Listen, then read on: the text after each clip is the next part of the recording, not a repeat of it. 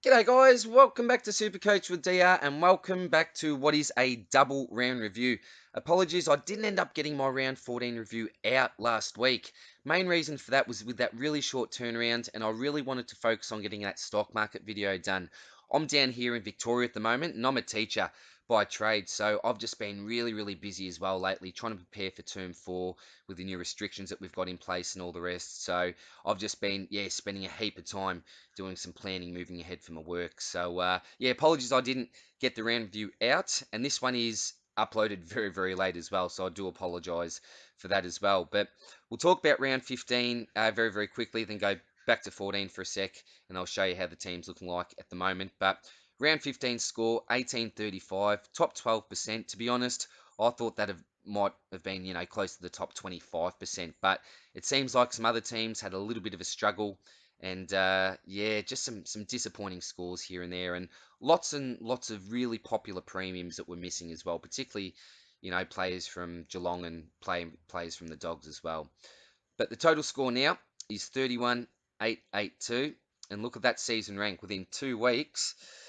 It's gone out to 3,776. Really surprising this week. Only went down 136 spots. So I was a little bit surprised there. But let's have a quick look at how we went last week. You can see here, let's go up from that overall position. I was looking alright here, wasn't I? Look at that round score there. A round score of 992 overall, and then end up going into 2333 as an overall rank. Geez, then disaster strikes. Absolute disaster strikes. Went from a best score of the season, bang, down to a 1947. That included a shoey injury, which is really disappointing. Some extremely low premium scores. Some laid outs. It just didn't work for me that week, unfortunately. But I was just frustrated. I was questioning some of the scaling that was going on.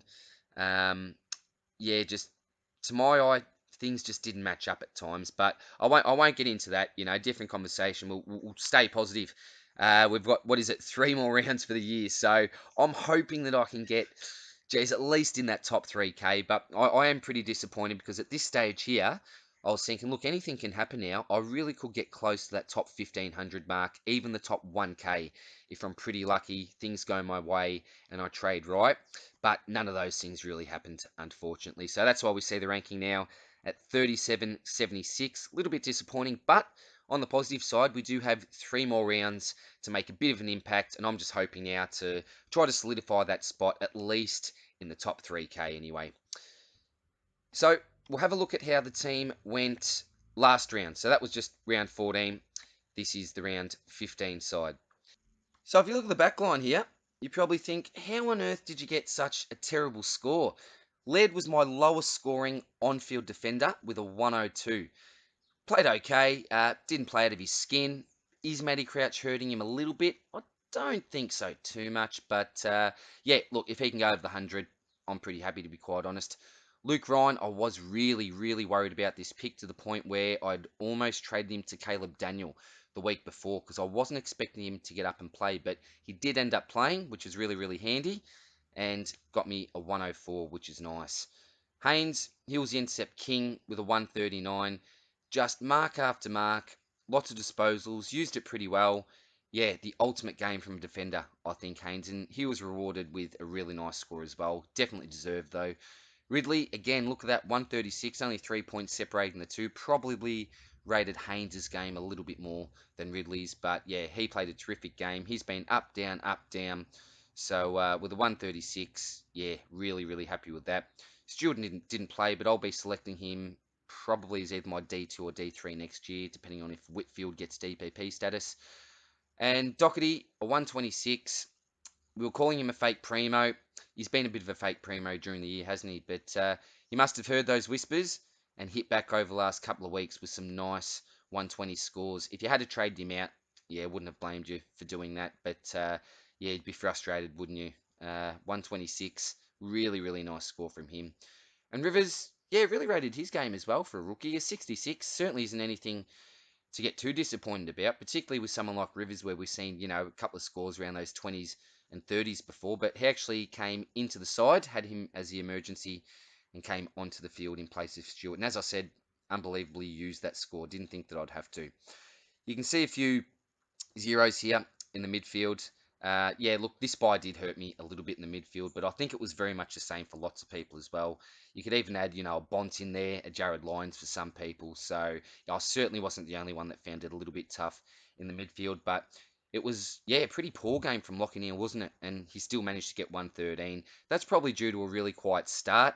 I think if you look at his game from sort of second to the fourth quarter, it was pretty solid, I think, from Neil. But a quiet start meant that Hanley got the 113. If you captained him, again, it's a little bit lower, but it's certainly not the end of the world. I wouldn't be complaining too much about that, even as a captain score. Titch, well, I'm hoping he can go 115 plus every week. So 120 plus, yeah, that's right where I want him to be. I'm not expecting any sort of 150s to 180s from Titch, but if he can go that sort of 115 to 125, I'll be happy for the rest of the season. Danger, he's hitting form at the moment. Had the bye last week, though. Good to give the old body a rest.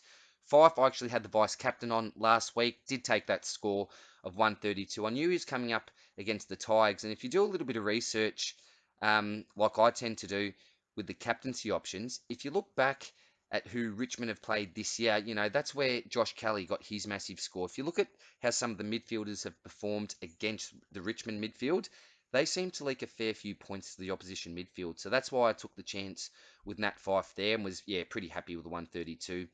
Boak, he's my new recruit from this week. As you can see, I've already used the two trades there. He came in for Luke Shuey. So, geez, that was disappointing.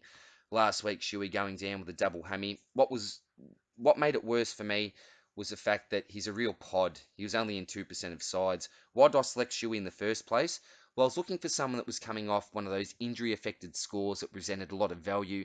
At the time of trading, if you took that injury-affected score away from his system, and again, it's easy to just say take it away, but let's just say if we did, he was averaging around the 110 mark. So he's been a really disappointing trade in Luke Shuey. And I was looking at this man Boak originally, but what put me off Boak was the fact that didn't have the bye. Sorry, he hadn't had his bye yet, whereas Shuey had already had the bye. So that was a little bit unfortunate, but hopefully Boakey can give me some nice scores for the rest of the season.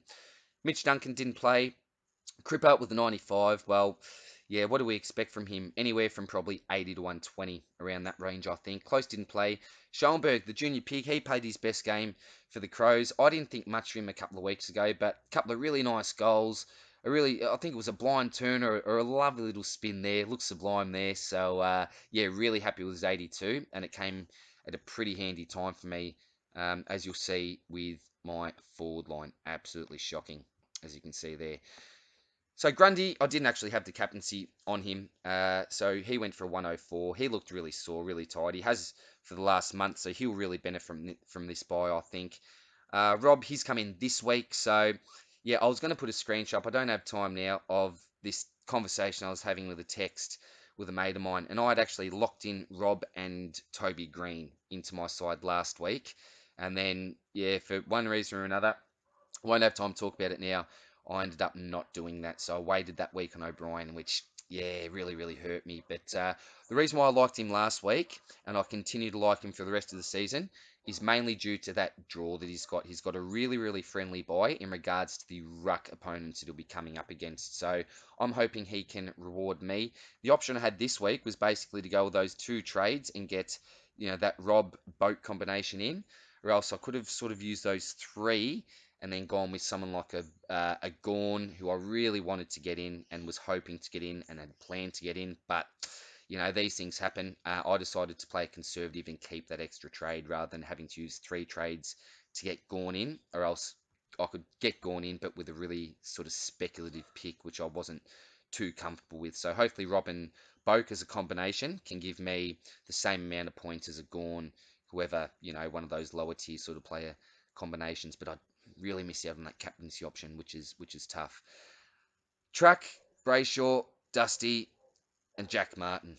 Look at that, 53, 63, 54, and 72. That's why I was wrapped I had someone like a Rivers that ended up coming in, because that forward line is absolutely shocking. I'm really, really hoping for these blokes to bounce back this week. Dusty won't be able to because he'll obviously be on the bye, but Track, Brayshaw, Baz, come on blokes, you need to really step up your game for me this week, because that's just unacceptable, those scores. Simpkin as well, been up and down.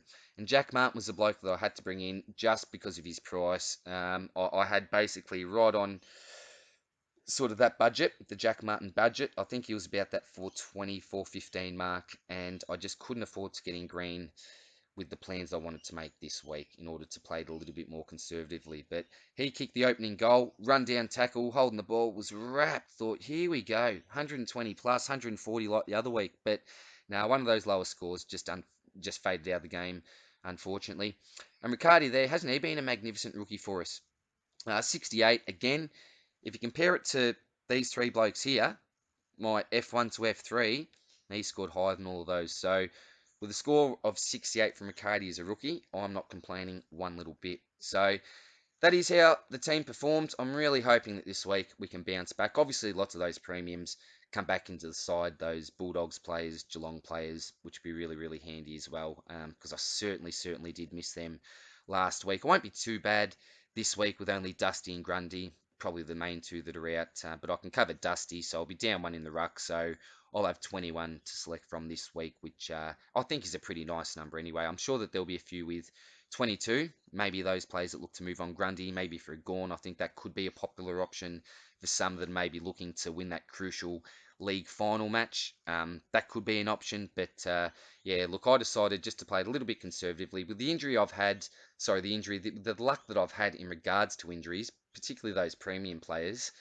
I just need to keep on to that trade, I think, because I'm in a few, cash league prelims that I've already, going through to in the next week. So I've got a bit of a week off there with some leagues. Other league I'm playing this week, but yeah, I decided to just play a little bit safer there anyway and leave that one trade there. So that's pretty much it from me for this review. Apologies again that I didn't get the last one out. I will be putting another video up in the next day or two. Just as a bit of a Q&A video, I'm not actually going to answer any of the questions there, but it'll just be an opportunity for you to be able to put down any questions in the comments section for the upcoming podcasts that I'll be conducting with Supercoach Jords and Spiller's Supercoach. That should be awesome. That'll be happening at some stage during this week. So I'll keep you posted on that, but I will post that video out probably within the next day. It'll only go for a minute. It'll just give you the opportunity to ask any last minute questions. I've had a heap come through on Twitter and Instagram. But yeah, more than happy to get as many questions as we can fit in. So hope everything goes well, guys. Good luck this week. Hope your round's gone off to a really good start, and I'll see you soon in the next one. Cheers, guys. Bye.